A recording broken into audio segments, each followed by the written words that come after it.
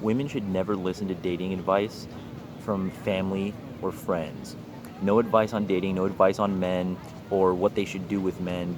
That's something that they need to figure out themselves, because when women ask family and friends, or they go to family and friends for support, when the woman goes to like her mom or her aunt or the cousin or the sister or the best friend or the sorority sister or the high school classmate or the college classmate, those girls are looking at their own lives when giving you that advice or their input. So it's like a group of four girls at a bar. They're like 21 years old. A 30-year-old guy walks in, rich, six figures, good guy, actually looking for marriage and commitment. And he actually is attracted to one of the four girls. So he goes up and starts a conversation or whatever.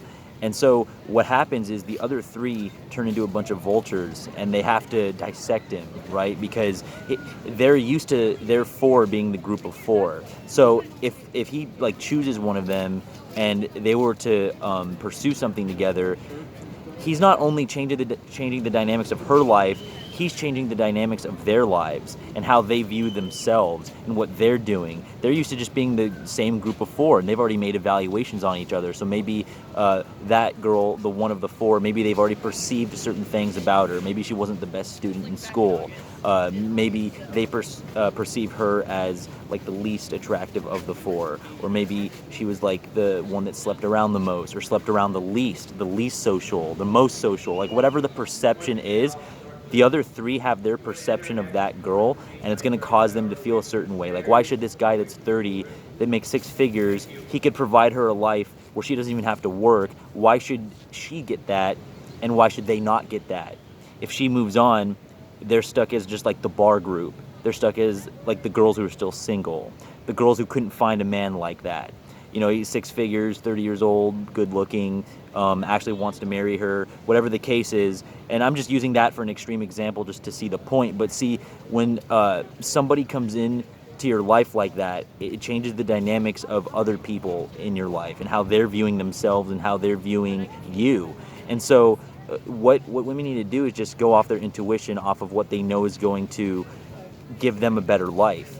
And this goes both, you know, for men and women when it comes to dynamics with other people. I'm just talking from the perspective of a heterosexual man myself, in the process of, you know, if I'm talking to a girl or dating a girl or whatever, it's like sometimes guys, this is the thing with guys too, is girls can reject you for like a million different reasons. Like sometimes it really just is like her friends got chirping in her ear and just said that you were a bad guy, or like they just made something up out of thin air. It's just like they gotta bring her down because they don't have what she's about to have, right? So they gotta make up a lie or tell a story or something that fits their own narrative of keeping their group together. So you got to be perceptive to these things. A lot of people go through life, men and women, and whether they're getting accepted or rejected or certain things happen, sometimes it's stuff that's out of your control, like your circumstance, your position. A lot of stuff is just out of your control. So yes, you're going to compare yourself. Yes, you're going to wonder things about yourself, but don't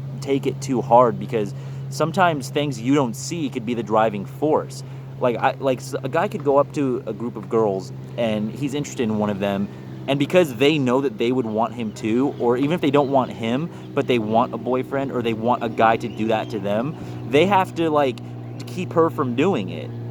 So it's always going to be the family and the friends. It's going to be like the mom, the auntie, the cousin, the sister, the sorority sister, the high school classmate, the college classmate, the friend, the neighbor. It's going to be like that close relationship that is like viewing herself on the same plateau as the other girl. So you got to understand that, like, as a man, when you're going into a girl's life, your presence changes the dynamics of not only her life, but then the friends and the family and the people who know her. Like, you're affecting things into their relationship with her, like just your existence, just like the money you have, your aura, the car you drive, the house you live in, the lifestyle you can provide, your personality. Like, you could just be like an upbeat guy with like some intelligence, and then one of her friends wonders why her guy is always negative and doesn't have intelligence. So it's just like she'll just make something up, like, oh, I heard that guy's a snake, and then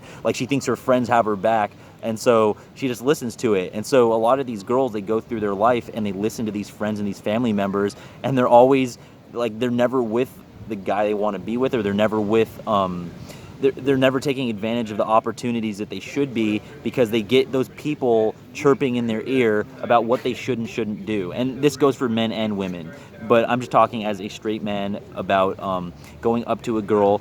If you're a straight guy and you're talking to women, understand that their friends and family are going to have opinions based on you and how they perceive you, and how you're going to affect their life and their perception of their own dynamics. So some lie could just be spread. They could just exaggerate something. You didn't even say something, and they just said you said something. You didn't even do something, and they just said that you did it. So just be perceptive of that. So for women out there, just don't listen to your family and your friends when it comes to dating men and relationships.